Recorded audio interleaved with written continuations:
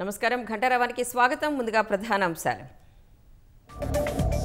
రాష్ట్ర వ్యాప్తంగా మావోయిస్టుల అలజడి, ఏపీని షెల్టర్ జోన్గా మార్చుకుని మకాం.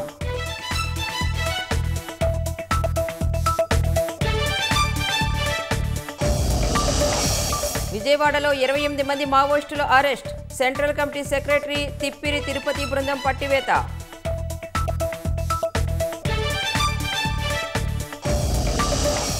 ఐదు జిల్లాల్లో జాయింట్ ఆపరేషన్ చేపట్టామన్న కృష్ణా జిల్లా ఎస్పీ, పట్టుబడిన వారిలో ఎక్కువ మంది ఛత్తీస్గఢ్ వాసులుగా గుర్తింపు.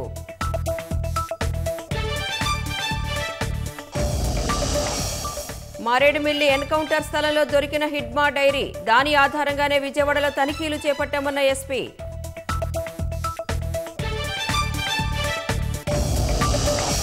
మావోయిస్టులకు కోలుకోలేని ఎదురుదెబ్బ, అగ్రనేత హిడ్మా సహా 6 మృతి.